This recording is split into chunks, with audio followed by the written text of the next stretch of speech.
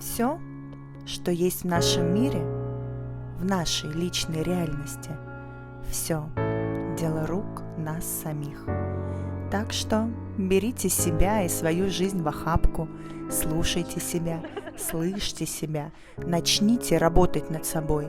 И кто знает, может уже завтра или через месяц вся ваша жизнь изменится. 30 дней на мечту.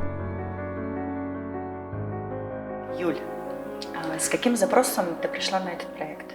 Я пришла, на тот момент у меня была больная очень вот эта тема, связанная с оформлением земли, с наследством, потому как там было очень много неприятных моментов для меня, волнующих. Там и встреча с родственницей, не дай бог, то есть. И я хотела максимально успокоиться, и чтобы все прошло гладко, потому что оформление документов для меня вообще это новый какой-то вот опыт, да, и я очень переживала, чтобы все вот получилось, потому что до этого меня так не то чтобы пугали, а предупреждали, что здесь тебе может не получиться, а здесь я попрошу, скажу, тебе вообще нафиг пошлют, как бы вот так, и прям опа, и думаю, нет, надо вот как-то, чтобы у меня с землей все прошло гладко, максимально вот весь этот момент. И с какими экспертами ты работала в течение этих 30 дней? Так, это Оксана, психолог-расстановщик, это Евгений, энерготерапевт, это у нас Владимир Телесник, по-моему, тоже терапевт, и Галина, нумеролог. Юля.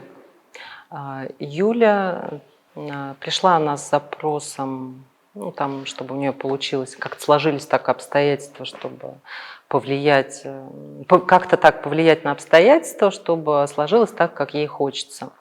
На самом деле, я изначально не очень хотела ее брать, потому что такой немножко инфантильный, в общем-то, запрос. Я не очень люблю, когда инфантильный запрос, потому что человек, как бы ищет волшебную палочку, не знаю, там, какую-то волшебную маму и так далее. Но все-таки я ее взяла. Мы с ней работали 2 раза всего. Переписывались, правда, но все-таки. Я знаю Юлю еще там по другим процессам. Я знаю, что, в общем, это человек большой жизненной силы. И что мне в ней очень импонирует, то, что у нее огромная, просто колоссальная воля. А воля – это все-таки божественное проявление, поэтому мне было приятно с ней работать в этом месте. Первое, что мы с ней делали, в общем-то, я как психолог, да, я не умею колдовать, немножко, может быть, только если, и то. Поэтому я опиралась на, опять-таки, как обычно, чувства клиента. И чувства у нее были страх. И я стала исследовать, откуда идет этот страх. Страх приехать, страх посмотреть на всех. И, соответственно, мы попали в ее детство. Значит, у Юли на сегодняшний момент, при всем при том, что у нее колоссальная, огромная сила воли, но она до сих пор не совсем как бы в контакте со своей собственной силой. Мы делали с ней это упражнение, и вот что нам с ней очень здорово удалось сделать, но и то только после того, как... Вот первый раз мы с ней работали с ее страхом, значит, с тем, что ей вообще страшно вернуться туда, там, в это место, откуда она уехала когда-то.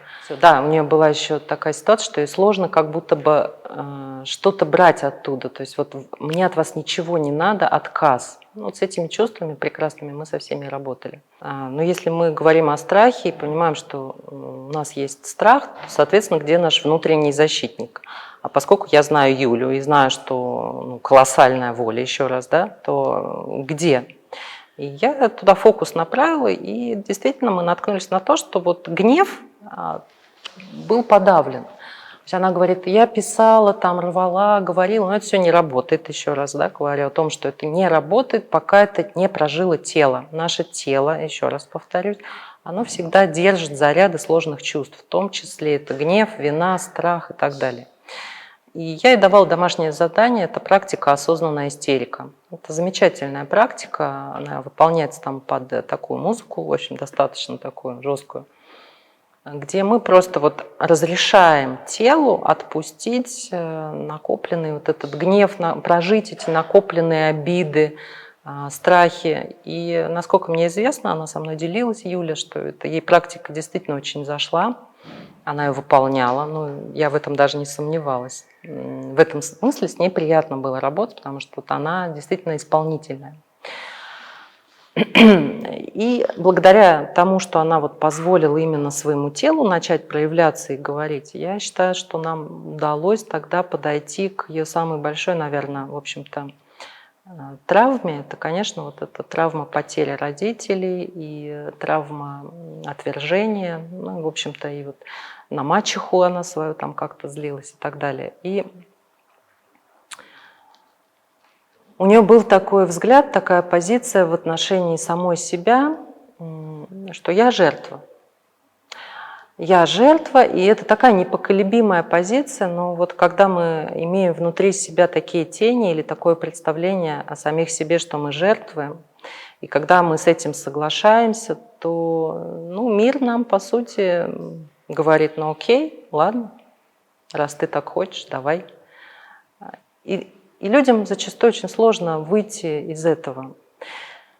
И благодаря моему опыту, благодаря тому, что у меня у самой ребенок, в общем-то, инвалид, и я знаю, что это такое, когда из людей делают жертвы, я ей вот прям просто по-человечески говорю, слушай, ну вот смотри, если ты, например, родился незрячим, слепым, ну да, все как бы могут начать тебя жалеть и говорить, о, как тебе не повезло, я-то вот вижу, тут так красиво, но ты родился слепым, у тебя нет другого опыта, ты просто слеп, и это для тебя нормально. Для тебя это нормально. То, что ненормально для других, для тебя, именно лично для тебя, с этим нет проблемы. И мы работали с ней, с ее детской частью. Я ей предложила пойти в этот процесс, она согласилась. И Юля взрослая, 30-летняя, говорила, ой, да я сейчас там ее увижу, она там вся такая несчастная, бедная, там худая, я не знаю, вот прям жертва-жертва. Я говорю, ладно, окей. А давай на нее посмотрим. Вот посмотри на эту девочку внимательно. Она там жертва? Она говорит, нет, она сидит довольная. Ну, вообще-то ей нормально. Я говорю, так вот и прими.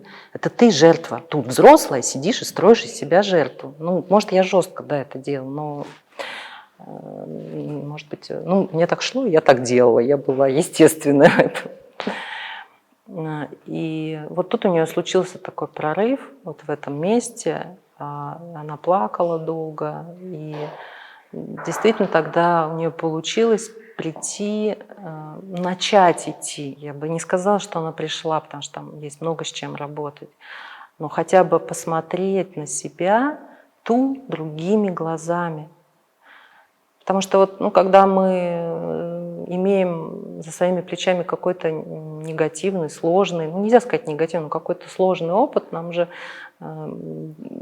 зачастую, да, там с какого-то другого своего места сложно посмотреть. Нам кажется, лучше бы этого с нами не было. И мы таким образом ведь отвергаем и отвергаем, продолжаем отвергать сами себя и собственную жизнь, собственную силу, вот, собственно, этот опыт.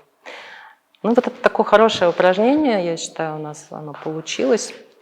Мы его сделали, по крайней мере, появилась дверь в ее пространстве, где она увидела себя, и, в общем, у нее было задание дальше продолжать как бы эту дорожку к самой, к себе, вот этой девочке, которая выжила, несмотря ни на что, которая так сильно хотела жить, вот, в которой так было, вот да, нас могут не поддерживать наши родители, нас могут не поддерживать наши родственники, но тогда это говорит лишь о том, что мы пришли в этот мир для мира, для мира.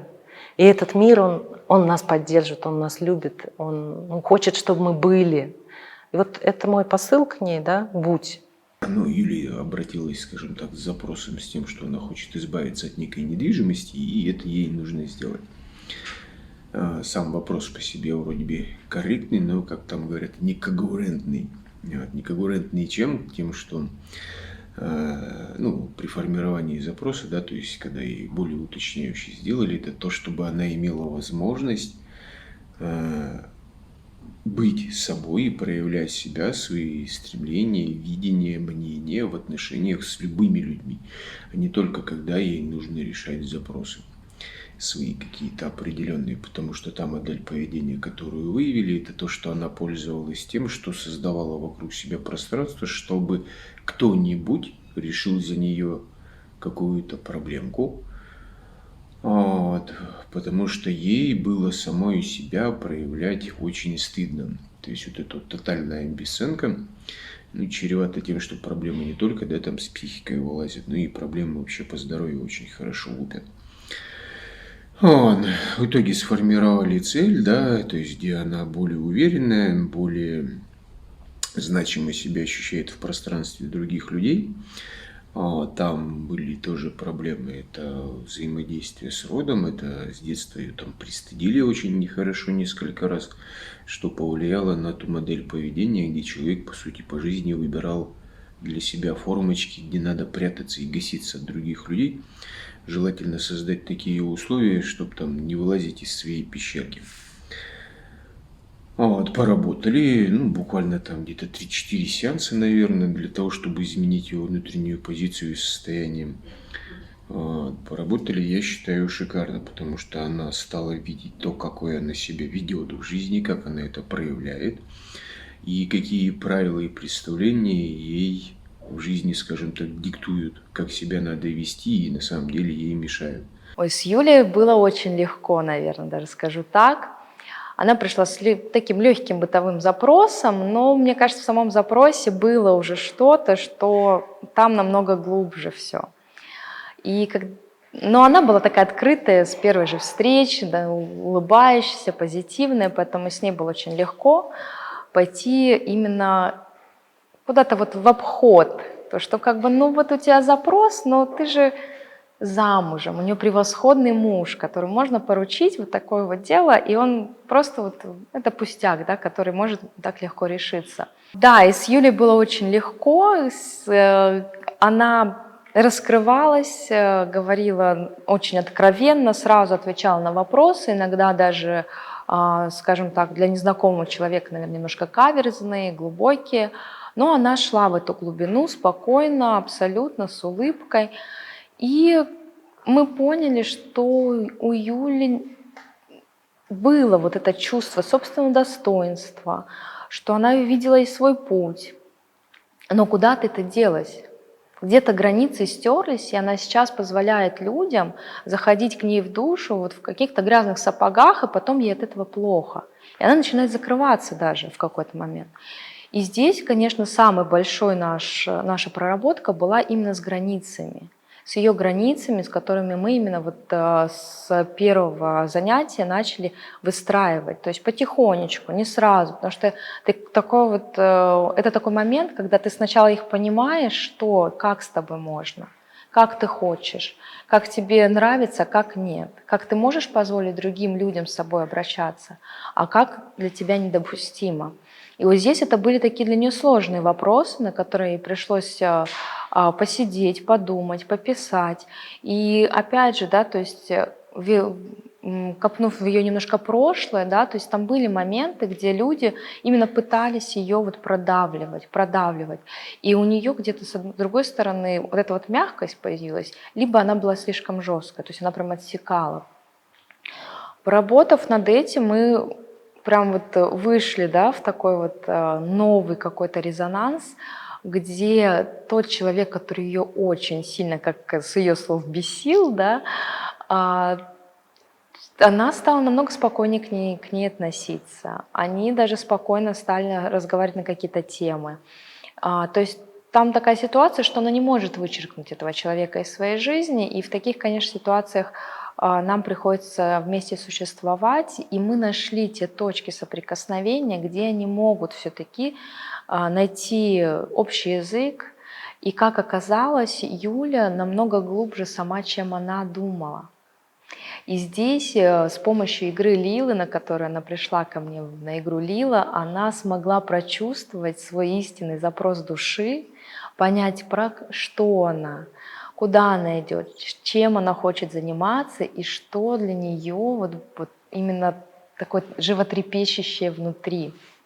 Это было, конечно, прямо до мурашек, когда мы вместе с ней проходили Лилу, и она одна из первых, мы играли в группе, она одна из первых зашла, одна из первых вышла, потому что у Юли все-таки ее прокачанное вот состояние намного выше многих игроков. И она была в восторге. Я, конечно, тоже безумно за нее рада, что она могла не просто проработать свой запрос, у нее с ее первым запросом все тоже очень хорошо вышло. Мы смогли выявить ее глубинные запросы, проработать, и плюс мы смогли найти ее истинное желание души и предназначение, куда она в дальнейшем тоже пойдет. Также мы работали с ее отношением с мужем, то есть мы работали не напрямую, но немножко так со стороны, скажем так, заходя плавными такими шагами. И мне было очень приятно, когда Юля сказала, что за вот этот месяц они поссорились, говорит, всего 2 раза, и то не сильно, говорит, хотя раньше, говорит, ссоры были каждый день. И, говорит, у меня уже муж на меня смотрит, говорит, и не понимает, а что, говорит, произошло, говорит. Ты, говорит, идешь на свои там вот эти вот лекции там куда-то к экспертам, иди, говорит. То есть он настолько счастлив и рад, он видел в ней эти изменения, которых он также, наверное, ждал уже, наверное, давно, и они наконец-то произошли. Для него это было вот такое, что он мудрый тоже такой, у него муж хороший, который позволил ей пойти туда, в эту глубину, и она вот именно смогла полностью проработать себя. И на последней нашей встрече, когда она сообщила, что они подали заявление в ЗАГС после долгих лет совместной жизни, это, конечно, было тоже для меня очень такой, не знаю, прям радость и счастье на сердце, что мы работали не зря. Когда я прочитала Юлин запрос, ее интересовала продажа земли. Я такая, ну ладно, я ей могу помочь сделать рунный став на продажу земли. И когда мы стали с ней общаться, я прям в потоке достала руну, посмотрела, сказала, она мне сказала, когда у нее будет число, сделка, да, там, с каким человеком. Я ей прям сразу как бы разложила и сказала, сделка пройдет удачно, все будет хорошо, не волнуйся. Я говорю, ну у тебя другой запрос же. Она такая, да, мне сейчас как бы вот с мужчиной, с которым она живет, вот совместимость, как будет складываться у них как бы дальнейшая жизнь. Вот. Я смотрела ее совместимость, я посмотрела ее мужчину. Вот. Юля прекрасна. Это настолько позитивный человек, это человек, который был готов принимать информацию, она прям была готова к этому, ей было настолько это все интересно. И когда я ее посмотрела, у нее задача на это воплощение планетарное, она или белый маг, или хранитель, и ей нужно получать знания и потом этими знаниями делиться. И вот сейчас у нее как раз кармические врата, ей нужно в устной форме делиться своими знаниями, а все знания заложены в ней. Ей нужно просто вспомнить, ей нужно раскрыть себя и вспомнить все, что она знает. У нее такая энергия, она настолько мощная, она настолько светлая, но у нее идет подавленность с детства. Вот. Ей нужно вот эту психологическую травму проработать, ей нужно в себя поверить. И она мне потом писала, что я настолько, говорит, я зарядилась, и я прям начинаю себя открывать. Я со своим мужчиной поговорила, да, у них все хорошо, вот, уже дата свадьбы назначена. Я тоже ее посмотрела, все там прекрасно у них в этой дате. Но у нее, если смотреть на подсознательные страхи и фобию, у нее боязнь беременности и родов. И это действительно так. И ей нужно это проработать, потому что ей необходимо будет родить ребенка для продолжения рода, не закрываться. Она прям умничка. Плюс еще я ей посоветовала сделать лунную карту себе, вот, потому что она лунный человечек, и она подвержена вот этим лунным циклам. И это очень важно, когда ты живешь в семье, да, вот со своим прекрасным мужчиной, потому что когда человек находится рядом, и он не понимает, что с тобой происходит. Вчера ты улыбалась, у тебя все было классно, а сегодня ты просто в каком-то таком состоянии трэшевом находишься, и твой мужчина не понимает, он не знает, что с тобой делать. И когда у тебя есть прекрасный календарь, который висит на холодильничке, на видном месте, и твой даже мужчина уже знает и понимает, что с тобой происходит. Да? Сейчас растущая луна, убывающая луна, новолуние, полнолуние. И вот если в течение 2 месяцев, максимум 3, отслеживать себя, как ты ведешь в те или иные дни, все, ты уже сама будешь понимать, что с тобой в данный момент происходит. Почему ты сейчас как Мегера, на завтра ты уже милая, пушистая и замечательная. Это вот, да, это такой совет. Прям для Юлечки он очень актуален. Вот для таких вот лунатиков, как я их называю, это действительно очень актуальный совет – иметь на холодильничке свой лунный календарь. Тоже на 60%. Очень интересно, все девочки пришли с реализацией в 60% ее. Она была мужчиной в прошлой жизни, причем она была таким знаменитым мужчиной и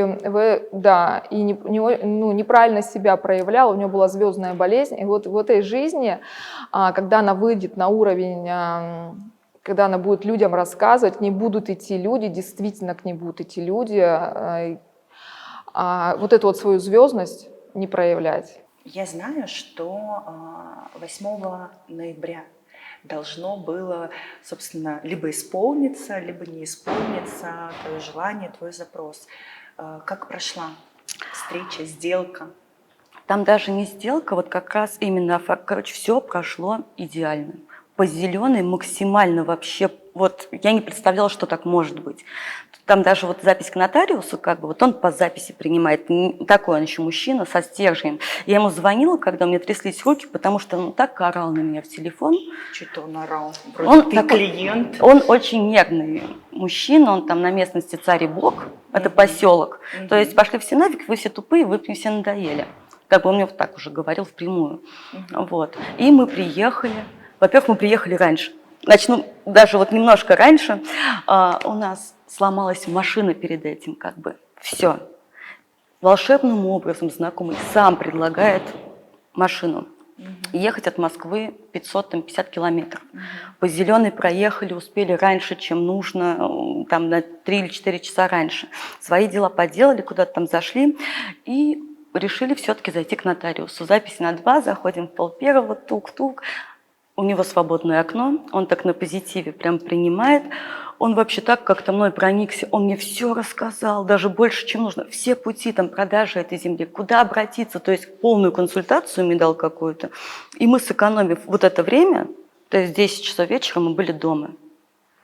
Так не бывает, как бы вот максимально идеальный день прошел. Ты пришла с простым, достаточно таким бытовым вопросом оформления наследства.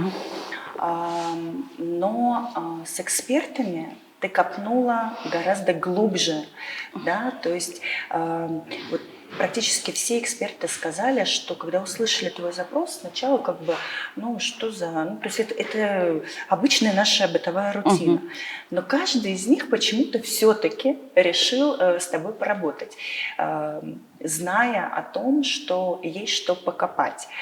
Я знаю, что с Оксаной у вас проходили, так скажем, непростые встречи.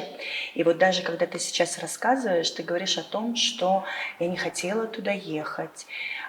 Ты чего-то боялась? Я боялась, я очень нервничала, потому как даже когда я начинала говорить с экспертами, то есть когда были первые созвоны, и эксперты по-честному говорили, что как бы, как земля, то есть что, я начинала уже сама говорить о том, что я не уверена в себе, вот я боюсь, что меня воспримут не так. У меня тем более с тетей, это же моя родная тетя, с кем мы делим наследство, у нас с ним получился вообще разрыв отношений полностью, вот вообще полностью. И я очень переживала, что, как, если я встречу вот там вот лоб в лоб, поселок маленький, я приезжаю, и вот она, как мне себя повести?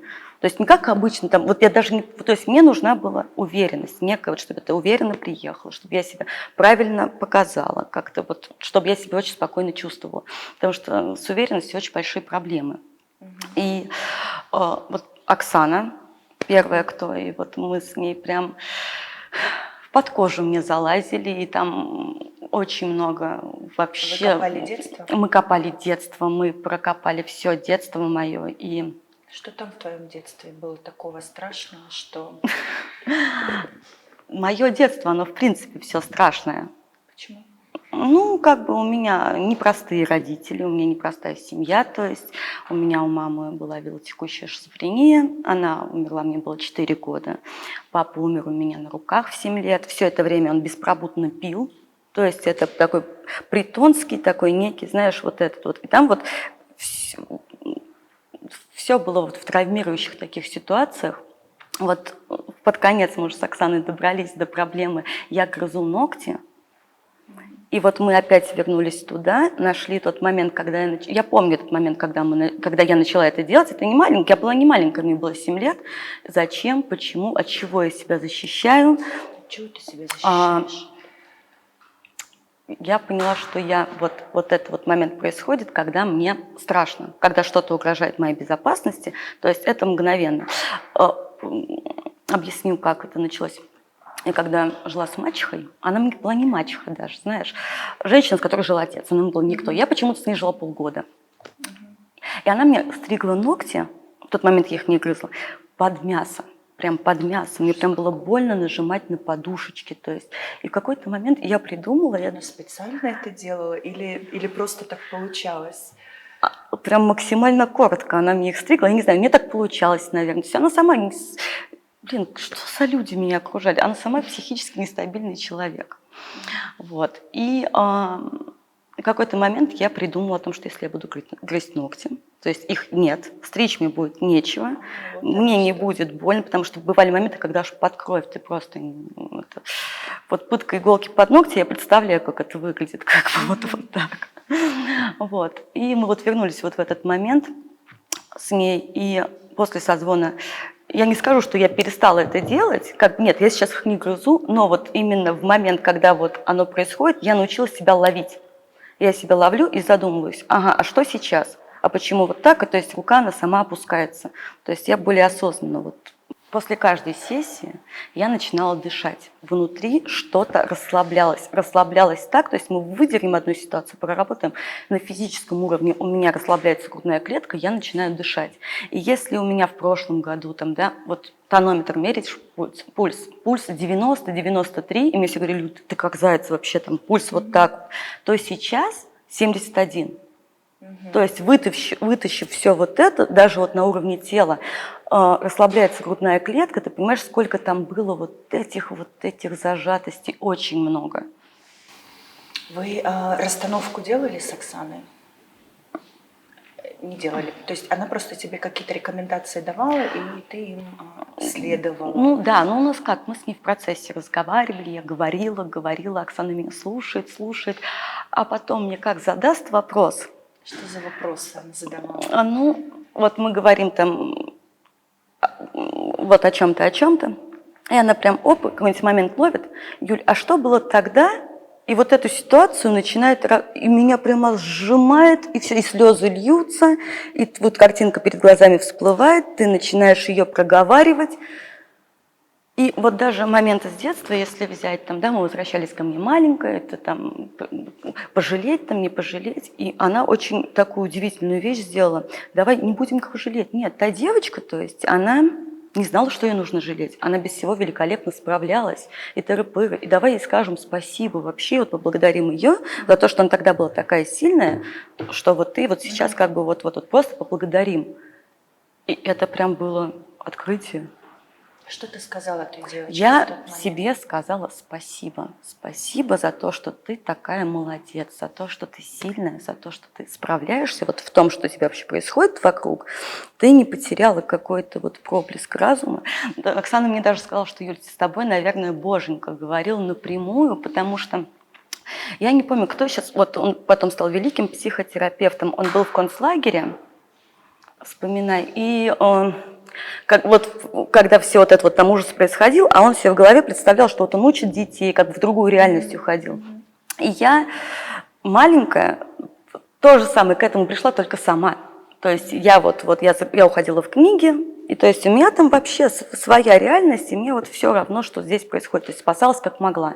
И то есть мы вернулись в этот момент, и меня поблагодарили за то, что я вот все это придумала, все вот... Ну, как она сказала, с тобой разговаривала Боженька тогда. Смотри, получается, что ты себя во взрослом возрасте жалеешь себя, которая вот была маленькой девочкой, ребенком. Да. И при этом во взрослом, вот сейчас, да, там, тебе 30 лет, ты считаешь себя жертвой до сих пор? Вот именно нельзя себя ту жалеть. Вот я что вот вынесла, потому что если ты себя начинаешь жалеть, а мне казалось, ну вот в детстве там меня там, да, не дожалели, вот я сейчас себя так пожалею, вот легче не становится. То есть ты усугубляешь, наоборот, эту ситуацию. Ты вот, ну да, там, а нужно с другой стороны посмотреть, поблагодарить себя, сказать себе спасибо, что ты вот такая молодец была там. Она правильно сказала, ты не знала тогда, что тебя нужно жалеть.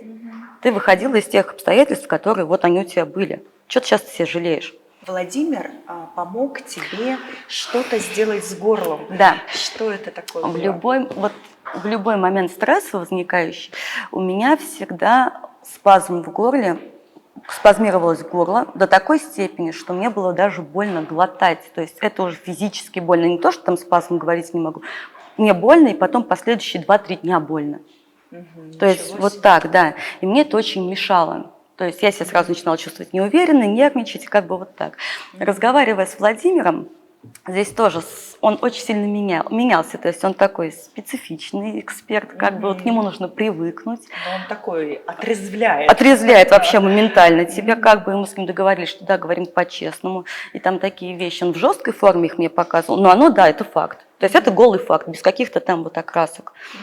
Вот, и он мне предложил провести практику, когда я ему сказала про спазм в горле, он понял, что это такое. То есть я закрыла глаза, телефон к уху и его слушала. И повторяла за ним то, что он мне говорил. И я прям почувствовала этот спазм. Он прям появился и начал сам по себе рассасываться. И все. И все. После этого попадала в какие-то стрессовые ситуации? Попадала.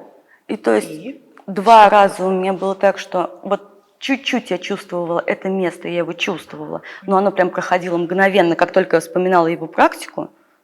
Ну и все, то есть сейчас я... Хорошо, а что еще вы прорабатывали с Владимиром? С Владимиром мы прорабатывали мою неуверенность. Ну, тут совместно, мы со всеми экспертами прорабатывали мою неуверенность, но с Владимиром мы прощали всех женщин. Женщин? Да, потому что он сказал, что у меня очень закрыта вот эта вся женская энергия, вся вот эта вот тема из-за того, что очень много женщин мне сделали, что-то а я их не простила. И вот мы каждую, там, вот мне дал практику, там вспоминаешь каждую женщину. Сначала ей выговариваешь, какая она нехорошая, потом ты ее пытаешься понять, почему она такая нехорошая, в итоге принять и отпустить. Про тетю твою, да, я правильно понимаю, что она тебя воспитывала? Да. К ней тоже, да, какое-то вот невысказанное чувство? Очень много мы с Оксаной с ней говорили вот по поводу тети на всю вот эту тему, потому что очень много мне давалось установок от нее, неправильных абсолютно в корне, но я это каким-то, вот интуитивно я это чувствовала, что так неправильно, так не должно быть. И я вот так, потому что неправильно. Но так как она меня все-таки воспитывала, и мне нужна, семья она нужна любому человеку, и мне она тоже нужна. И я это все как терпела, смалчивала, потому что какая-никакая, а семья у меня есть. То есть я вот за вот это вот держалась. Когда мы с ней прекратили общаться, первое, что меня прям попустило. А почему вы прекратили? Из-за земли, как бы, из-за этого умерла же бабушка. Мой отец – это ее родной брат, и осталась там некая земля. Вот. И тетя искренне считала, что это как бы все вот ее, я здесь ни при чем, и она мне даже не позвонила, не сказала, то есть что вот там как бы... А это вот, кстати, та земля, собственно, с каким запросом ты пришла? Да, вот, и она мне даже не сказала, что я там какое-то право на нее имею, что там, вот как бы все. Мне был единственный звонок о том, что Юля, сейчас придет письмо от нотариуса, ну, ты его проигнорь там, короче, там. И я подумала о том, что придет, подождите, письмо. Так, стоп, а почему я должна от чего-то там отказываться? Дайте-ка посмотрю вообще, что это такое. Ну, и выясняется, что я тоже имею право на 1/2 часть. Ух, ничего себе.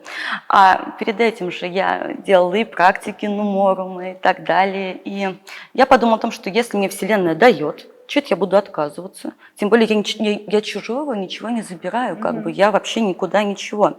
И я ей позвонила сказать о том, что я буду оформлять как бы свою часть на себя. И я такое услышала в свой адрес. Как бы у меня, я потом рыдала, наверное, часа 3 сидела, потому что... она тебе говорила? Ведь она тебя Она вырастила. мне... Я, понимаешь, как изначально была в этой семье лишней. Изначально. Ты себя ощущала лишней? Мне об этом Или тебе говорили. тебе говорили? Мне об этом говорили, мне это всячески показывали. Мне как бы...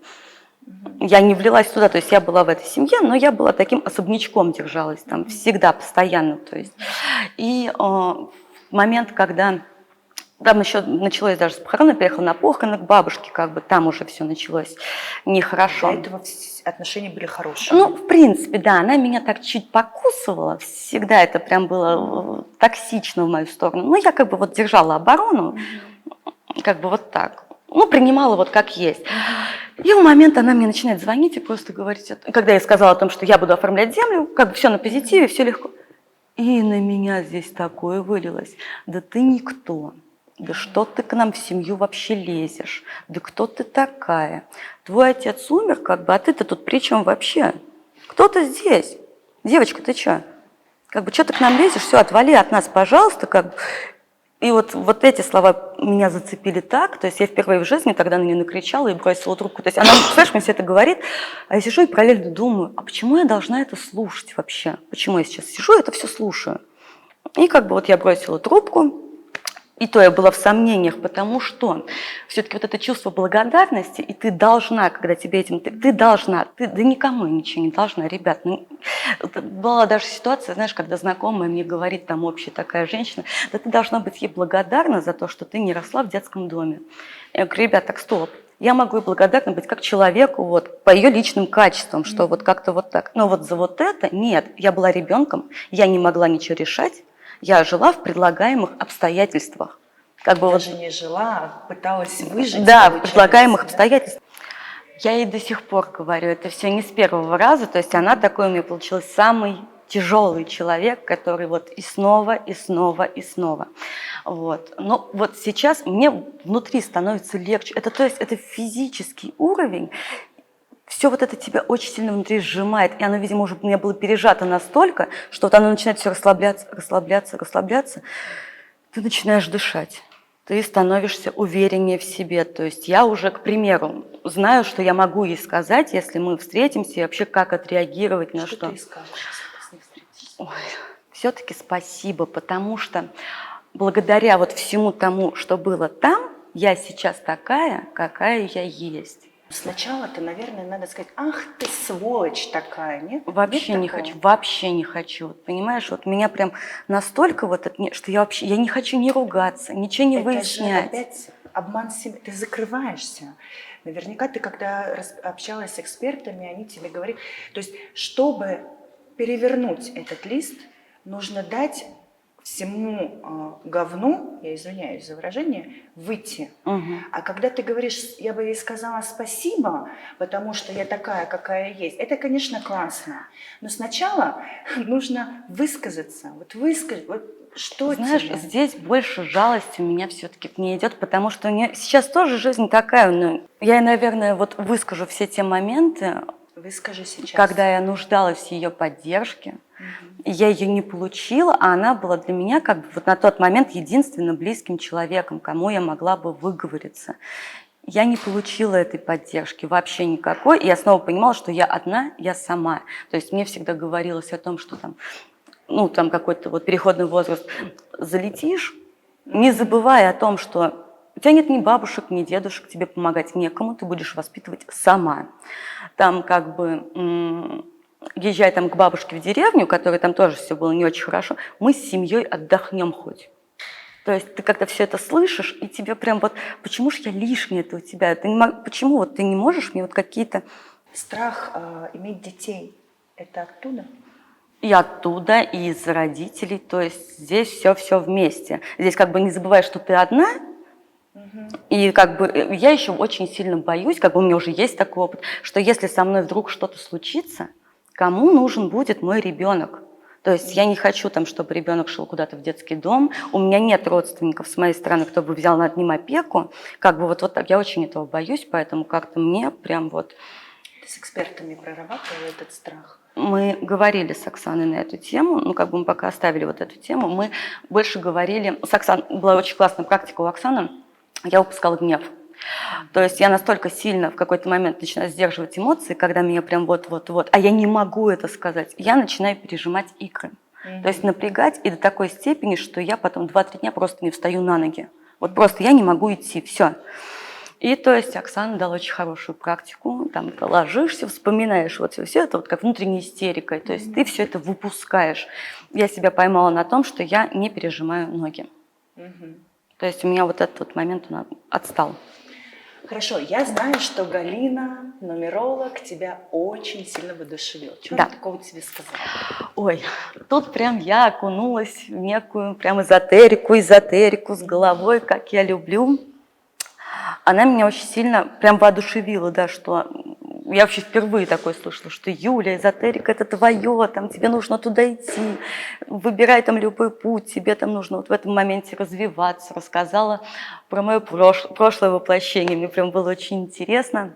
Про кармические задачи, кармические болезни, что там со мной будет, если я не начну выполнять свои кармические задачи, как бы вот про все эти моменты, вообще в какую сторону смотреть. Мы как бы после разговора, она мне потом продолжала слать всякие вещи, на что обратить внимание, то есть какие книги почитать, кого посмотреть, как бы вот у нас оно будет продолжилось. Когда ты шла на эксперимент, ты немножко утаила, потому что пришла ты такая, да, с запросом «землю хочу продать», но на самом деле у тебя был еще один запрос, и он был более искренним, наверное, да, потому что практически все эксперты это раскусили, ты хотела выйти замуж. Да.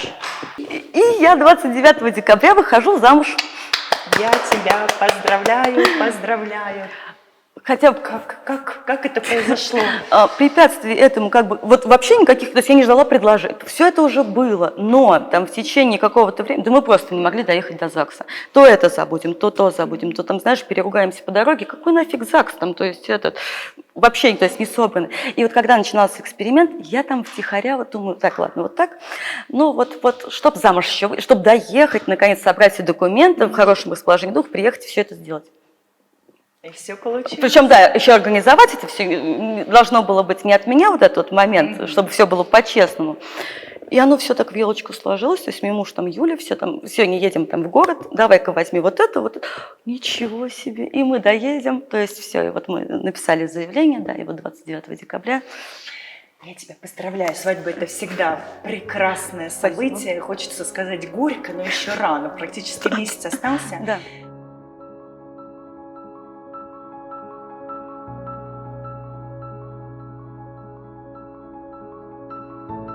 Будь вот в этой в своей силе, будь в этой своей красоте, в этом своем опыте, ведь никогда так не бывает просто так, что что-то с нами приключается. Это всегда зачем-то, просто надо иметь мужество, смелость, а у нее оно есть, чтобы посмотреть, принять это и... Я не знаю, возможно, из этого выйдет что-то очень хорошее, возможно, она сможет поддерживать других людей благодаря этому, я не знаю. Над чем дальше работать? Моя рекомендация, мое пожелание – это прокачивать взаимодействие мужчины и женщины. То есть это приводить свои внутренние начала в порядок для того, чтобы иметь возможность, да, выстраивать свои отношения гармонично и более гармонично выстраивать отношения других людей, да, что другие люди на самом деле не страшны и не опасны, и никакого вреда сами по себе причинить вообще не могут. Напутствие для Юли, наверное, просто слушать себя. Она очень-очень позитивный такой, открытый человек. У нее есть даже такой вот талант помогать другим, что мы тоже с ней выявили. У нее есть талант. Она еще не уверена, хочет ли она в него пойти, но те ситуации, которые мы прорабатывали, жизнь ей прям дает этих людей, которым она помогает. И помогает прям очень хорошо. Поэтому, возможно, она пойдет тоже в какие-либо эксперты, что я очень надеюсь. Она может пойти и в нумерологию, и в астрологию, и в шаманизм, да куда угодно, и в хиромантию, что выберет. Сейчас в мир интернета, да, как бы открываешь YouTube, я ей посоветую, говорю, открой YouTube и начни слушать разных консультантов, разных мастеров. кто тебе зайдет, в ту область и иди. Вот, потому что, чтобы не ошибаться и не тратить деньги, лучше так. Я говорю, или, говорю, спрашивая совет, я как бы всегда на связи, всегда помогу подобрать, твой это человек, идти ли к этому мастеру обучаться или не идти. Потому что это тоже очень важно. Я знаю на себе, да, сколько я школу прошла, сколько я денег потратила. Я это все знаю. Поэтому, да, я с каждой из них на связи. Юлечка умничка, она и своему мужчине смогла донести информацию, ту, которую я рассказала про него. Вот, потому что у него тоже он очень сильный, мощный, и совет им да любовь, и они вместе могут построить прекрасный бизнес, открыть замечательную школу и помогать людям. Да, и у них есть такое желание проводить ретриты разного уровня. Что ты вынесешь из этого эксперимента? Вот что ты заберешь с собой? 30 дней закончились, что дальше? Мне кажется, я все заберу. То есть мне вот в практике, то есть я знаю, что я буду делать все, которые вот были. Они мне очень сильно помогают. То есть это не единожды ты там сделал и забыл. Нет, это на постоянке, это нужно делать. Я знаю, что, точнее не знаю, я поняла, что я стала более уверена в себе. То есть я стала спокойнее говорить. Я сама по себе стала спокойнее. Еще вот как раз благодаря Галине, она меня так прям вдохновила вот на всю вот эту тему. Я, в принципе, я в ней живу, но знаешь, как-то вот, ну, чудеса какие-то есть, да, там к ним уже привыкаешь, глаз замыливается, ну, как бы вот так. А здесь прям уже по-серьезки окунуться, почему нет? Тем более я вижу, какой результат приносит вот все вот это. Ну, надеюсь, что ты все-таки примешь все рекомендации и советы, и, может быть, кто знает, вернешься в этот эксперимент уже в другом образе, в образе гуру или эксперта. Юль, спасибо тебе, что пришла и поделилась своей историей. Ольга, спасибо большое.